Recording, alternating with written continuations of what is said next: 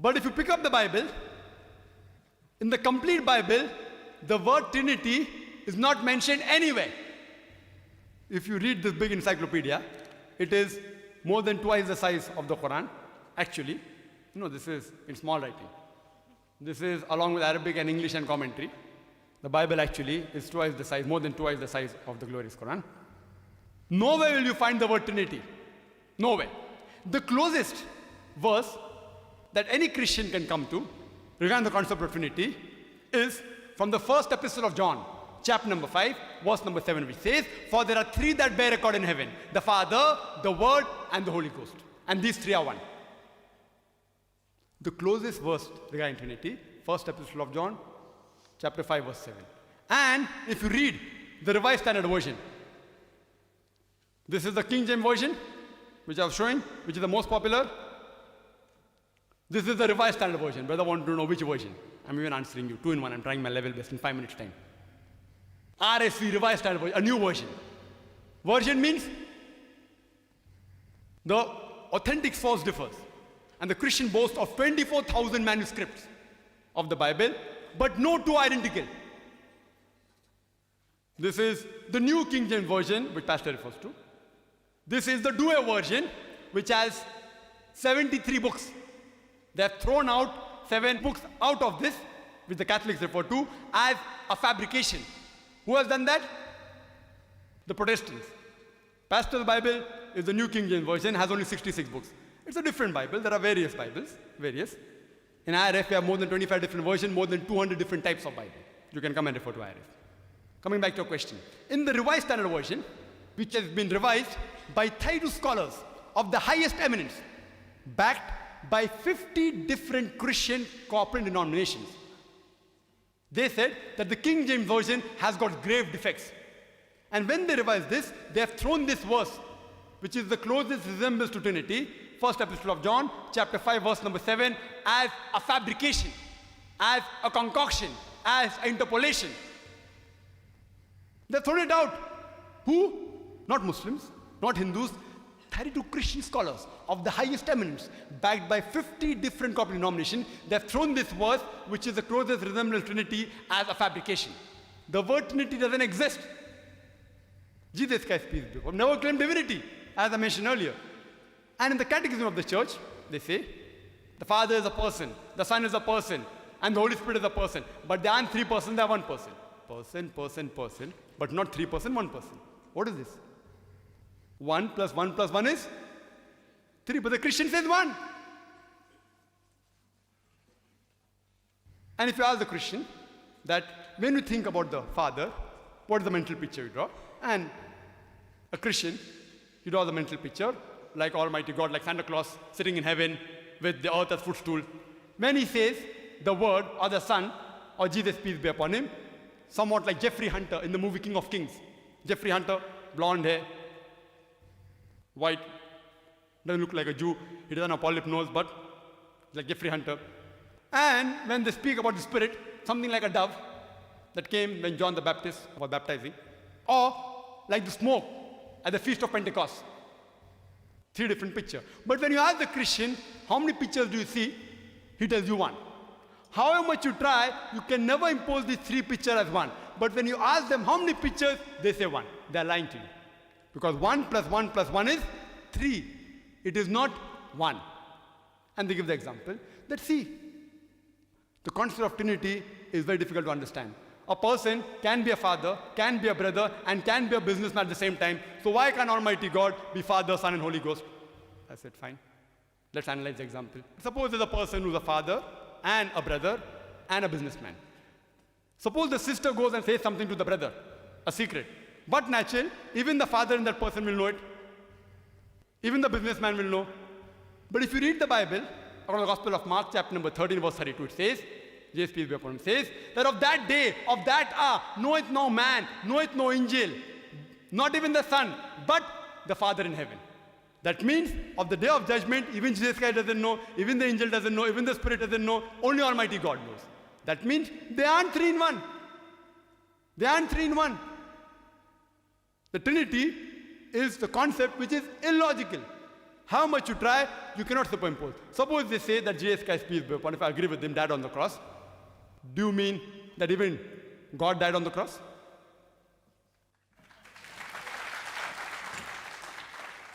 We would request, as we are allowing the questioners to ask any odd question he wants to ask, we would request them to bear with whatever answer is given by the speakers on my right, left, Pastor Rockney and Dr. Zakir. Whether you like it or not, they have a right to answer in the manner they would like to. Even if they refuse to answer, if they refuse to present any answer, they have a full right for it. That is the decision. Even if they don't answer, they have a full right for not answering. Let the whole audience be the judge. You can discuss the details after the program. May we have the next question from the ladies for Pastor Rockney. Pastor, I would exhort your patience, please, the speakers as well as the audience. in the beginning of your talk, you said that the evil is actually taken out by man himself. It's not given by God. But then, according to the theory of original sin, you say that the man is born with the sin. So don't you think it's a contradiction? Can you please clarify it? Yeah, man has inherited not sin, but the nature of sin. Okay? That means man has inherited the tendency of sinning. But suppose a baby dies, what happens? He's innocent, he'll go straight to heaven. That's what I believe. Okay? But the baby is not going to pay for the price for his daddy and his all that, because as Brother Zakir referred from the Bible is correct. He's not responsible for his father's fault as far as sin and punishment in hell is concerned. Okay? So, nature of sin, I inherited from my father Adam. I sin because I'm a sinner. Understand? Sinner means nature wanting to do wrong things because of that's what I inherited. Okay? Not the so when man starts sinning himself, then it's counted against himself. So that resolves the problem of inheritance. Now, second thing, man does inherit curses. There is sin and there is curses. Bible indirectly and directly, various places. I'm not good time to talk about it. I don't pay for the sin of my father, but I do inherit curses, and you experience it in your life. My father did a lot of mess, but he died now, thank God, he died a believer. But I suffer today because of a lot of wrong things he did. I inherited, not my accountability to God as a sinner. Not my accountability to God as a sinner. Okay? But he did a lot of things which is sinful, and it happens that today I am facing a lot of difficulties in life. It's a curse. It's a curse. So distinguish between sin and a curse. Distinguish between sin and a curse. Curse is a harm as a result of sin. Is the damage which sin does. Okay? So there is two things Christ can do to my life. Number one, He obtained forgiveness of sin for me. So I will not be accountable to God. I am forgiven my sin. Number two, He breaks the curse over my life. That's what the Bible says. Not only He is having authority on earth to forgive sins, but He also took my curse upon Himself. He became a curse on my behalf. Whatever curse was supposed to be mine, you believe in Him, the curses start breaking from your life. Curses start breaking from your life. So you distinguish, there is sin and there is curse. Two different things. I hope I have answered properly. I hope. Well, at least I've cleared. I hope you understand. Yes, brother. Question for Dr. Zakir. Dr. Zakir Naik, my name is Richard. I'm a Bible student, Bible lover, and also a fitter by trade. I'm a technician. You referred to the Bible speaking about Jesus saying that they will be like angels, spirit body, like spiritualized. Also, you said in the Bible there is nowhere mention about the resurrection. All right. I will quote just one and many other. This is Matthew 16 verse 21. It says, from that time forth began Jesus to shew unto his disciples how he must go to Jerusalem and suffer many things of the elders and the chief priests and the scribes, and be killed and be raised again the third day. And this he did 3 times, and all the Gospels mention it. Not only so, the Bible speak about how he hang on the cross for 6 hours, gave up his ghost after crying, Allah, Allah, lapa samaktani, why is of fulfilling the scriptures. Then we see all the 4 Gospels mention about his death, about his burial and resurrection. Now, you say Jesus cannot lie with respect to the spiritualizing of the body, which is another topic. Glorified body is different, a spiritual heavenly body is different. We were better than angels, today we are worse than animals. So how does this come about to be? In fact, I'm not having a discussion. I've learned by God's love and mercy, and I've got the answers to all your 14 points. And I would like to come to Islamic Research Foundation and give you these answers biblically, not to win an argument. I would love to, because it's true that Trinity is not in the Bible. It's not this, but Jesus Christ being divine, I can let you know scripturally, and even your conscience, even the whole creation will back. I give you, today I brought many things with the Bible. What the original, there is a numeric, there is a mathematics in the Bible, which can, it's a perfect, it's a proof. So, I've got these things for everyone can avail of them. Mathematics proving scripture. Your main question. So please, no, this is my question, that how Jesus Christ mentioned many times that he will be killed and he will be rising again. Again, if you want another quote, I will give. In chapter 20, verse 19, it shall, and shall deliver him to the Gentiles to be mocked and scourged, and shall crucify him, and the third day shall rise again. Okay, just few. Just few. No problem. The question is complete? Yeah, I gave a little, No problem. I gave you a little Brother, boost so we that I give can enough come and time. share with you, and also to We the have audience programs, that, brother. Bible has all the answers, Every not the Sunday- religions. Every Sunday we have program at IRF at Dongri. You can get the address. Every Sunday. Every Sunday, 10:30. And after the talk is over, you can ask any questions. That's You good. can even criticize Quran. You can even, no, I'm just telling you, we love it. We love it. We like to discuss. In I- friendship for better speaking about understanding. the Bible. Brother, you can even ask on the Bible, no problem. Not ask, I will tell you on the Bible. Yes, you're most welcome, like you told me just now. Yeah. Brother said, he quoted from Gospel of Matthew, and he quoted, what he quoted? Jesus said he will die and he will rise.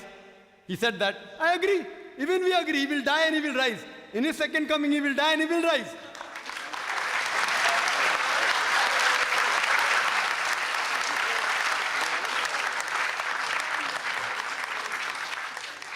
And that resurrection in the second coming, which is mentioned in the Quran and the Bible, will be the true resurrection.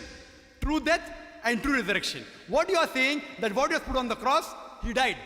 You say that, from your side it is. But when you check, I do know some people say, oh, we saw him dead. The soldier says, if you read, again, Gospel of John, chapter 19. I'll give you quotation. Gospel of John, chapter 19, verse 33. We saw him to be dead, like how pastor saw the girl to be dead. He's not expert, he said, like a layman. So even the soldier, like a layman, saw him to be dead. Today, to testify he's dead, doctor requires stethoscope, he requires the pulse. We have machines like ECG, EEG, heartbeat, brain, and yet doctors make mistake. Here I've got with me so many articles that a person died for 3 hours and then he got back to life. 3 days, several, in South Africa, in Philippines, all these cases. Doctor testifying with instrument. Here, a soldier layman testifies. That doesn't mean he's dead. Please let me complete the answer. Then you can go back to the queue and ask any question or come on Sunday. So, it was from hearsay. Whether he died or not, actually, I proved 14 points. You said you can answer all. You haven't answered a single. He was alive, he was alive, he was alive. That means he was not resurrected. He will be resurrected, I believe. Every Muslim believes. In the second coming, when he comes, he will be resurrected. And the Quran says, in Surah Ma'idah, chapter number 5, verse number 116 and 117, he says that, oh God, you be the witness. I never told them to worship me as Almighty God. But I said, A'budullah, worship Allah, Rabbi wa Rabbukum, who's my Lord and your Lord. Jesus Christ, peace be upon him, he preached nothing but what Almighty God wanted. And he preached that you should worship only one God, not worship him. And I said that earlier, there is not a single unequivocal statement. You said there are statements in the Bible saying Jesus was divine. There is not a single unequivocal statement in the complete Bible where Jesus Christ, peace be upon him, himself says there is God, or where he says worship me. Yes, he will come again. He will come again. For what? The Quran says in Surah Nisa chapter 4 verse 158 that Allah subhanahu wa ta'ala raised him up unto himself. He was raised up alive. For what? In his second coming, he will not teach anything new. The Quran says in Surah Ma'idah chapter 5 verse number 3, Islam, on this day have I chosen for you your religion and chosen for you Islam. I have completed your faith for you. Nothing new can be taught. He will be coming in the second coming not to teach anything new to the Muslims. He will be coming in the second coming to testify that I never said you worship me. To testify that I never claimed divinity. And as it's mentioned in the Gospels also, in the second coming, people will say, oh Master, did we not do wonders and miracles in your name? So Jesus will tell them, ye men of iniquity, ye sinful people, you depart from here. I don't even know you. Who will he tell that? To Muslims? To Hindus? To Christians? You are claiming you did miracles in my name? You get out from here. I don't even know you. He will come in the second coming, and that time, as the Quran says in Surah Al-Imran chapter 3 verse 195, Kullu nafsin zaikatul maut. Every soul shall have a taste of death. He will die like a human being, and then inshallah he'll be resurrected. We are waiting for that. Before the day of judgment, he will surely do that. Hope that answers the question. Yes, brother. Brother Pesta, I have a question for you. For Muslims, there are 4 to 5 major criteria which he has to fulfill to enter into Jannah.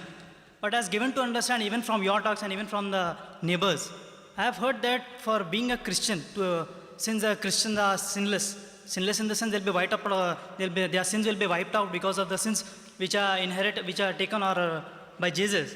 So that means that if a person tonight, if he accepts that Christ has died on the cross for the sins of the mankind, does it mean that his sins, past and future, are wiped out and he will enter into the gates of heaven?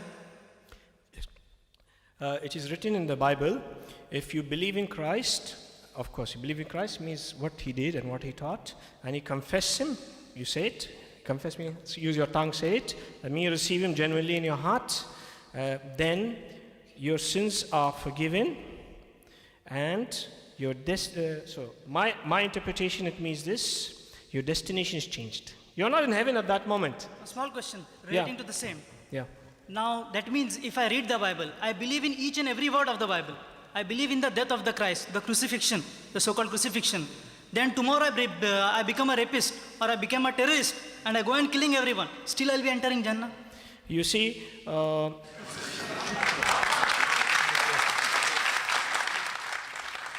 if you have genuinely believed in Christ today, you will not be a rapist tomorrow. Why not? It is always possible.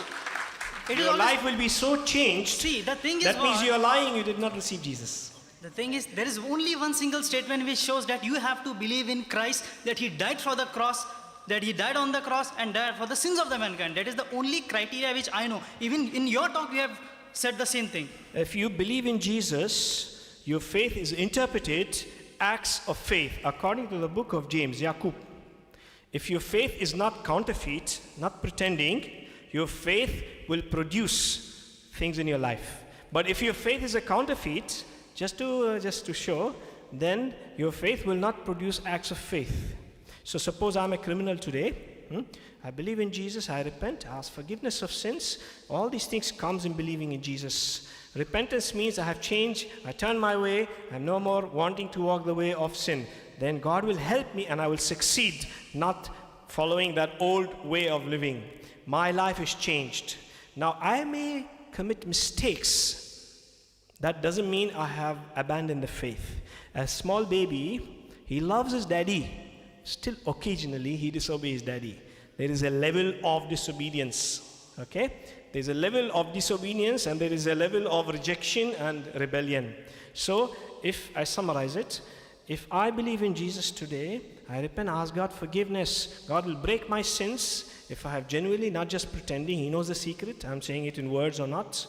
And then that will produce things in my life. I was in Kuwait. There were many people who were playing in words in Islam. And one person, he confessed that he is Muslim. And he said, La ilaha Muhammad Rasulullah. So, because he wanted to take the custody of the children from his wife. So somebody taught him the trick. If you say that, then the Sharia will say the children belongs to you because your wife is Christian, so therefore they'll be in your favor. He did so. He did so. Then they told the mullah, who was a judge, he's just saying la ilaha illallah. He doesn't mean it. He said, no. Only God knows the intentions. He said it. We heard it. It's a proof he's a Muslim. Only God knows the intention. That was, he was just playing games and words. Really, he wanted to take custody of the children. Now, in the Christian faith, God knows whether you are genuine or not. If you really believed in Jesus, God will break sin over your life. He's done it. Their drug addicts are broken. Even medical couldn't help them, but they succeeded. There is an organization called Teen Challenge. They got such a big percentage of success. Even the best rehabilitation for drug addicts, they never succeeded. They only get 2%, 3%, and the boys go back, and the boys go back, and the boys go back. These people successfully, people for years, they broke with drugs because they're basing on helping the children on the basis of faith in Christ. Christ is a practical solution, not just a religion and nice fancy drawing and some lovely book with a little bit of colors and all that. Christ is practical for a daily living. Yes. May we have the next question from the ladies, Dr. Zakir? Any question for Pastor Rockney from the ladies? If we were accountable to God for our sins, then why should Jesus be crucified for us? See, Why will The God punish? question is for Pastor Rockney? Yes. Yes. Why will God punish Jesus for our sins?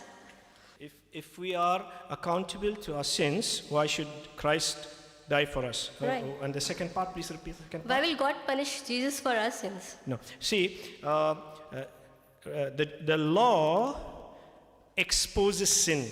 That is the law of Moses before Jesus. He tells you the standards of God, expectation from man.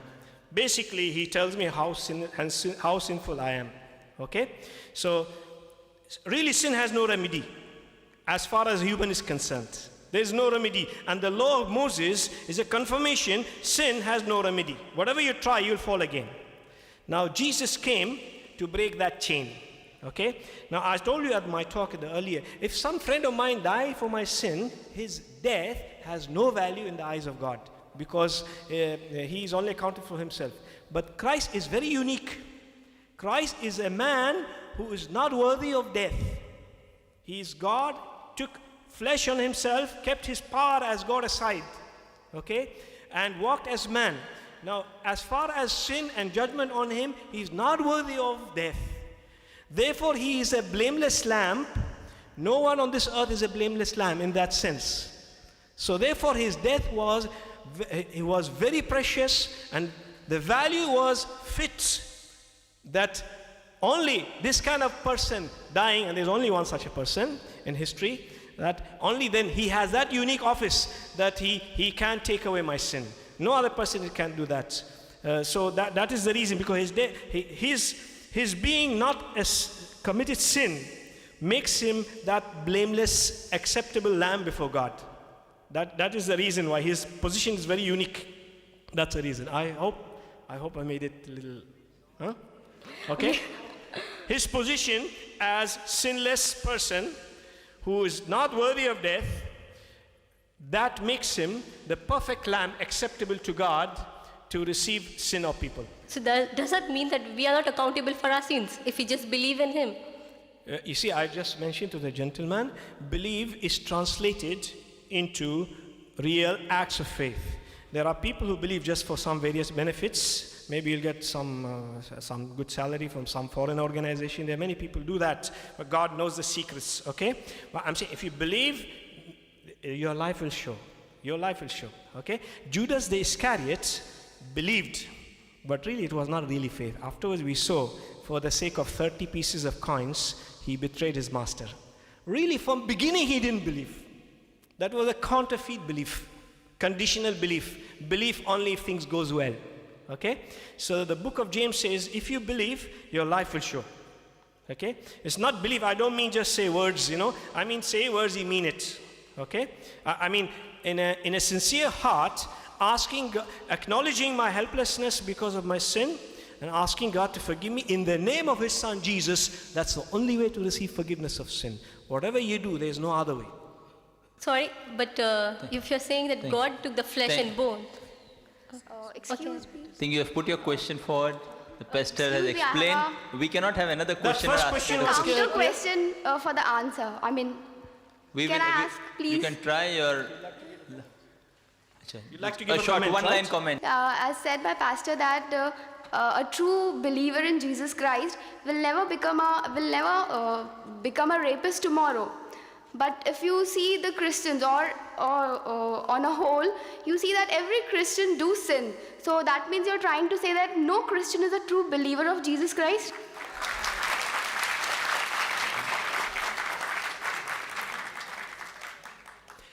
You're talking about non-believer Christians. There are many people who have the labels of being Christians. There are many people having the labels of being Christians, and they're doing atrocities, and they're, even the British when they were in India, in my personal opinion, if it hurts you, I don't mind, I'm sorry, but they misrepresented Christ in India. They were Christian name. Like if my name is Sharma, I'll be called Tony and Joni. If I become a Christian. Really, the heart is not changed, only external. These are not representative of the faith of Jesus. I said earlier, there is believers Christians and there is traditional Christians. They're not the same. These traditional, they are just mix up of religions, just having the label of Christianity. That way, you're looking at the people who are traditional. They're two different things. We Christians, we don't worship idols. We don't put photos and bow to it. I asked my pastor, I used to do that in the past. I refused. When I started reading the Bible and the Torah, and I stopped doing that. I never knew. I used to worship idols. I used to pray to the dead spirits, and God has forbidden such things. I never knew. I was also called Christians.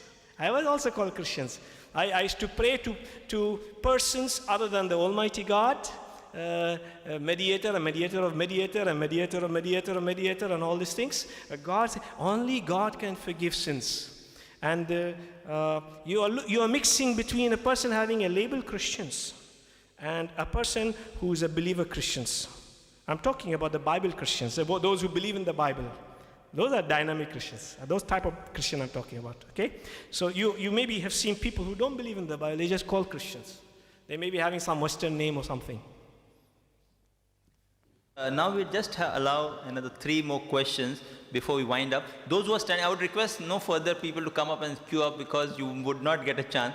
We have one brother here, we'll allow one more brother, and I think that you have been waiting for a long time. Okay, we'll allow you the 3rd question before we close the session. The management has given us 10 minutes. Brother Right, Zaki, Vinay. you are telling that in the Bible somewhere it is written that when Jesus came back, the disciples were terrified and they were afraid.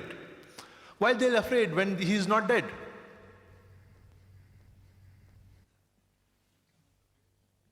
There was a question that when Jesus Christ, peace be upon him, goes to the upper room where the disciples had gathered there, why were they afraid when he was not dead? That is the question which I had asked during the talk. Why were they afraid? And the answer is given, because they thought he was the Spirit. They thought he was the Spirit. But he is not dead, you said. That's what I'm telling you. So they did not know that. But he is dead. Okay, come tomorrow, if you die and you come over here, everybody will get scared and run away from here. I agree with you. I agree with you. You I agree agree with you. Suppose if I read in the newspaper that this person fell from the 10th floor, Yeah. and you think he's dead. But tomorrow if he comes, I'm going to get scared. But then he tells me, when I fell down, there was a lorry of hay going, I didn't die. So it's from hearsay I had heard, he had fallen and he died. But when he comes, I being a doctor, examine him, I check his hand, he's alive.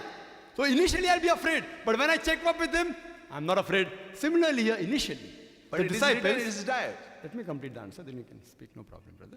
I'll give you time, you can come again, you can come to IRF. Let me complete the answer. They thought, the Bible says, Gospel of Luke, chapter 24, verse 37, they were affrighted and terrified and supposed him to be a spirit. Supposed. Who says that? Not Dr. Zakir Naik. Who says that? Luke.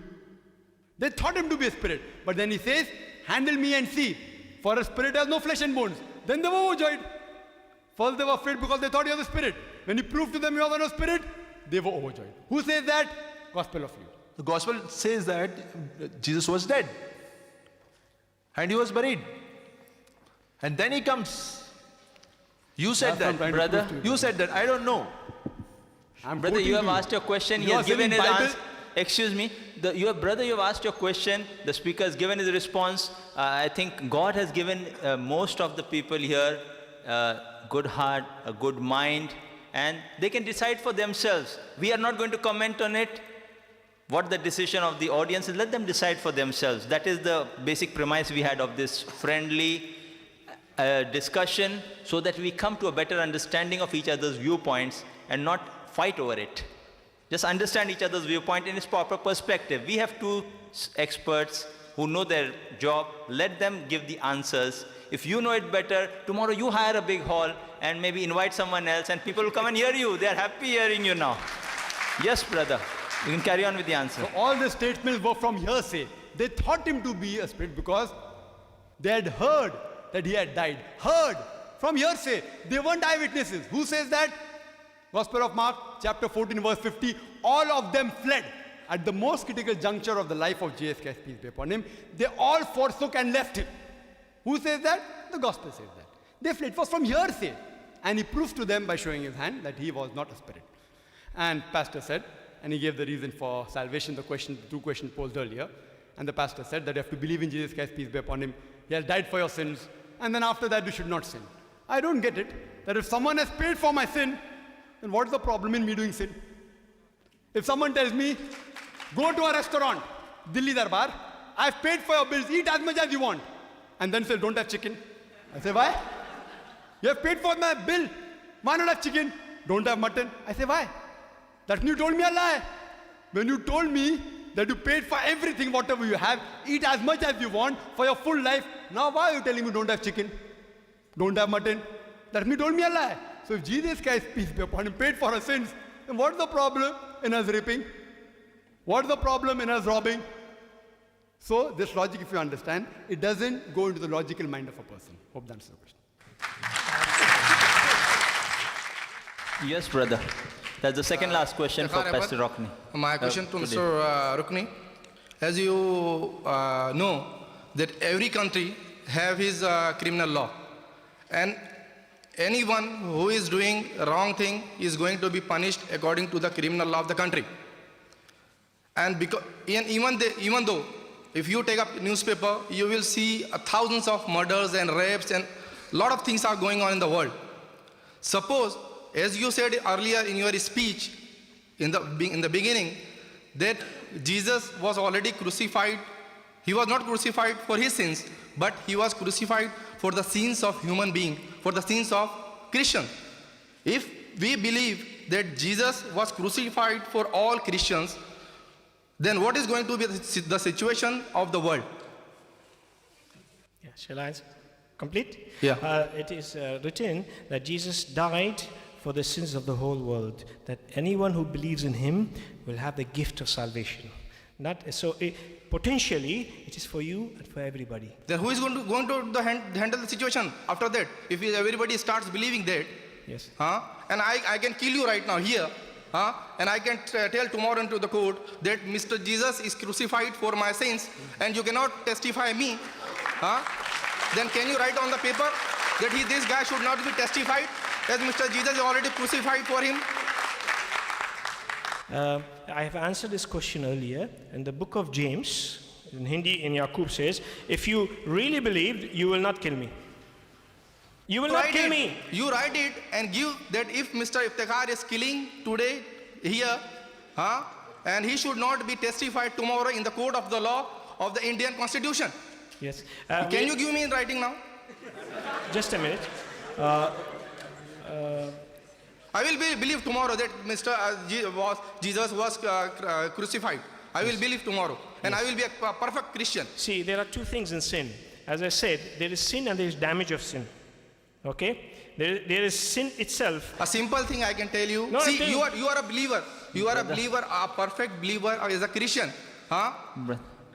Today morning I told my daughter, I want to know each and every table from 1 to 20. You read it and I will listen in the evening. Just to keep me happy, she learned everything she kept in mind and repeated in the evening. Mr. Zakir is not a Christian. He is a Muslim. But he can quote each and every verse from your Bible, any Bible. Huh? And you are a believer, you say I am a believer, I am this and that, I love Christ, but you cannot quote a single line from the Bible. Brother, you have to put. Shall I answer? I would request you to maintain Shall I patience. You answer? have to put forward your question rather than passing comments on what the speaker knows or doesn't know. That is his right, what he Okay. knows or doesn't know. Now, you have to just put forward your question and await an answer. I mentioned there is sin, and there is a result of sin. Okay? Now, for example, a poor man who just survived by little food, I'm a thief, I rob his food and he dies, he got no food to eat. Okay? Sometime later, some faithful God servant come and tell me, you are a thief and you should not do that. Then I realize I have done a horrible thing which cannot be repaired. There's a man died because of my robbing. But he reforms me. I ask Jesus to forgive me my sins. And then my destiny is changed. My destiny is changed. Yeah, that's true. That's a fact. It's a promise in the Bible. It is God's word. But can I repair the damage? I have killed a man. I denied him his food. Answer is no. Then the police will catch me, and according to the law of the country, I may have to be hung because of that. Yes, I have to bear the consequences of the harm I did, but my soul is saved because my destiny is changed. God has wiped my sin from his presence, but there is a damage I caused which is so serious, and there is a price for it in this earth. So many sins, they're so serious, I cannot repair it even after becoming a Christian. There is another situation, I do a minor thing. Let's say I cheat Saji, and then tomorrow God convicts me. I ask him forgiveness. God, I'm sorry for my sin. I have cheated Saji. Saji, take your pen back. I have cheated you that day. That's a minor sin where I can restitute.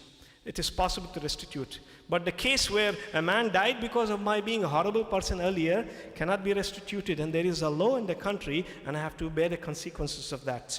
So there is the sin and there is the damage. Not all damage can be repaired. For example, if I am alcoholic, very heavy drinker, all my youth was spent in drinking.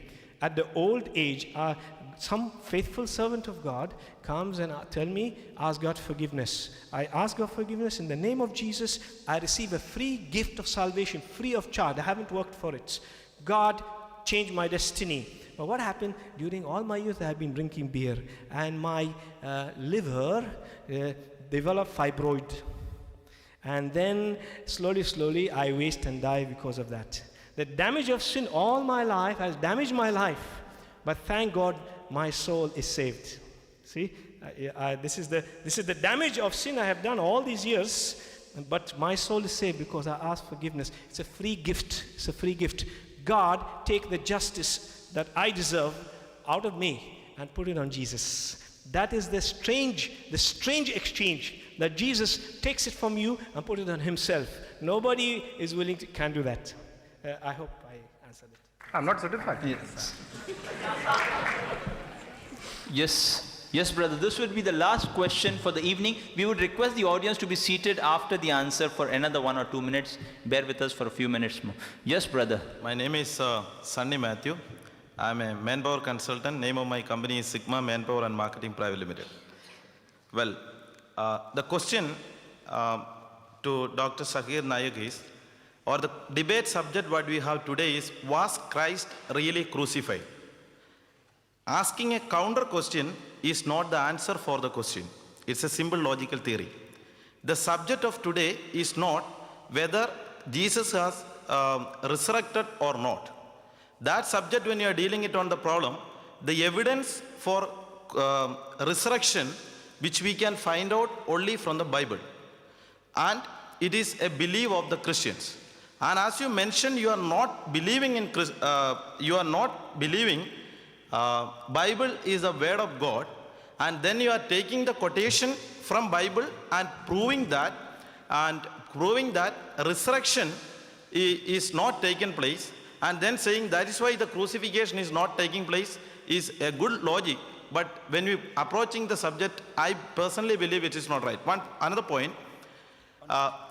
The same question, it's a continuation, but one more point on that. Now, it is a historical fact the crucifixion or death of Christ is a historical fact where the historians has written it on that. A Jewish historian called Josephus has written about the crucifixion of Christ, and it was not a secret. In a rally, people has been tortured him and crucified it on that. Then what happened to Christ if Christ has not died? Whether he has hidden somewhere else, his body has taken down from the cross and it has been laid down. There were people witnessing it on that. But how can you deny it on this? And the last continuation, because I am the last person to question it. I'll just answer you, then you can ask a new question. No, this is You have a already simple asked one. 3-4 Brother, you've questions. already asked, I think, 3 2 to questions. 3 You can ask, no questions. problem. You I'll ask give- the chairperson to ask No, you one more. You will No, give brother. one chance? Yes, I'll give Brother. one. You'll give? Brother, Yeah, we last will- chance. We will. I'll Yeah. just answer this We question. will just let him answer the 3 questions. In fact, the management has put a limitation. Yeah. Let him answer the 3 questions. If time permits and the management permits, we Okay, might one consider. Brother comment. has posed One 4 comment. questions. Not answer a comment. Brother, I this is expect the an question answer. and answer time. Yeah, one- You are allowed to ask only a question, I not don't want- pass a comment. You can come to the IRF, call him to your place, whatever you'll agree to, do that after the program is Before over. he- I can't allow it now. Comment. Please, A comment. please, I cannot allow you now. May we have the answers to the questions already posed. The brother posed 4 questions. He said the topic was Christ really crucified? And I posed the question, was he resurrected? And then he said, because he resurrected, he was not resurrected, therefore he's not crucified. You're going it the opposite way. What I was trying to do is kill 2 birds with 1 stone. I do not have another debate whether Christ was resurrected or not. 2 birds with 1 stone. If he did not die, he was not crucified. If he did not die, he was not resurrected. 2 birds with 1 stone. So even if you remove the word resurrection, yet the arguments remain the same. And you can have the video cassette later on when it's released. First I said, if a person doesn't die, he's not crucified. And then I went to say that for resurrection also death is required. So I'm killing 2 birds with 1 stone, trying to prove that Jesus Christ, peace be upon him, did not die. If he did not die, he was not crucified. If he did not die, how can he be resurrected? I'm killing 2 birds with 1 stone. But I'm sticking to the topic. I'm not going away from the topic. Because both these things are important. According to Paul, 1 Corinthians chapter 15, verse 14, that and if Christ did not die and rise, our preaching is vain and your faith is vain. So I'm killing 2 birds with 1 stone. You can refer to the cassette. You ask the next question that historians have said, Jewish historian, that he has been crucified. Do you know, brother, how much of material has been written on Christ has been really crucified? Double the material written that he was not crucified. Historical records. You can come to IRF.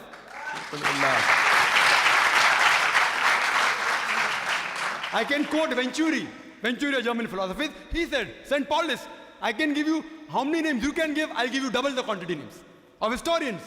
Not Muslims, Christians, non-Muslims. I'll give their names. The 4th question. If Jesus Christ, peace be upon him, did not die, what happened to him? Was he put below the earth, etc.? I feel you didn't hear my talk and my rebuttal and my question and answer session. I made it very clear in Surah Nisa, chapter 4, verse 157. وَمَا قَتَلُوهُ وَمَا صَلَبُوهُ. They didn't kill him, neither did they crucify him. It was only made to appear so. Next verse, Surah Nisa, chapter 4, verse 158, it says that Allah subhanahu wa ta'ala raised him up alive. I've said that he was raised up alive unto himself.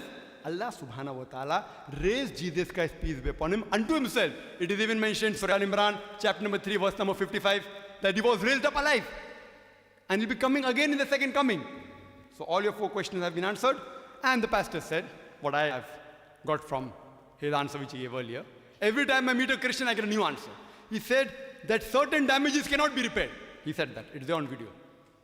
That means for certain sins, Jesus Christ cannot pay. What I get to understand, every time I meet a new Christian, I get a new ideology of Christianity. That for small sins, Christ has paid, peace be upon him. For big sins, he has not paid. That's what I understand. Yes, brother, you had some comment. Brother, you can just ask your question instead of a comment, because in his 5 minutes, there are yet 2-3 minutes left. I will allow him to answer only in the 3 minutes, not to 5 minutes. Okay. Yes, brother. Quickly your question, quickly the answer, within 3 minutes. Okay. Now the entire argument which you have given based on the biblical quotings, And when actually the subject was the Christ as really crucified, what you have there to talk from the Quran. Quran, when you are saying, if you are saying a statement and if you are repeating a statement, that's not an argument. I say there is a God and I say 20 times there is a God, that's not an argument. Argument requires subsequent support.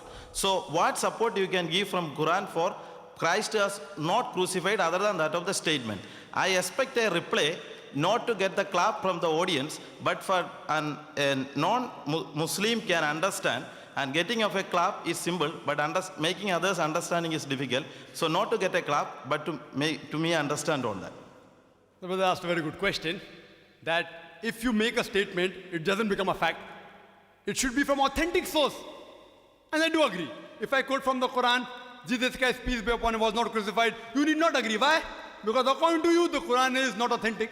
I've got no problem. But for the Muslims, it's authentic. They said the word of God, for them it is sufficient proof.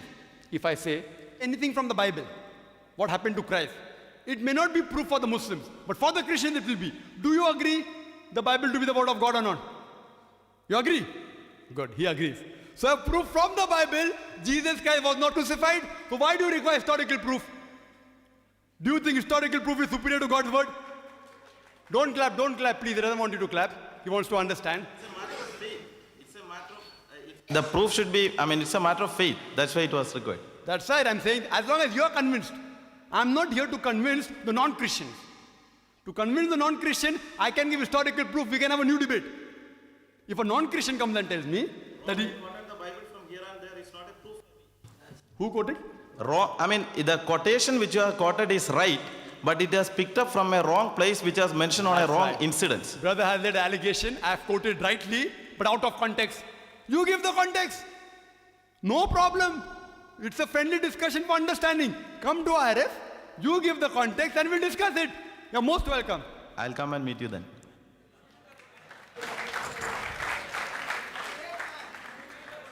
Jazakallah khair. We thank God Almighty for making this evening of understanding each other's viewpoints between two major faiths of this world possible for all of us present here.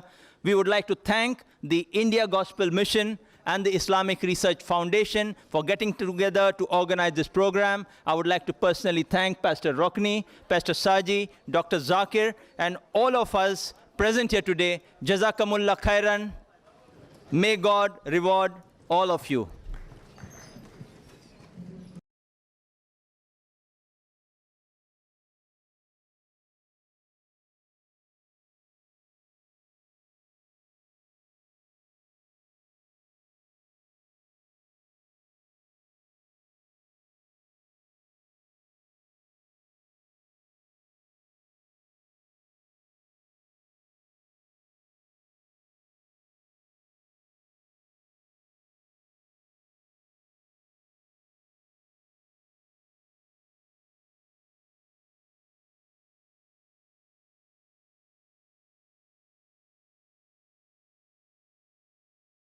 Living in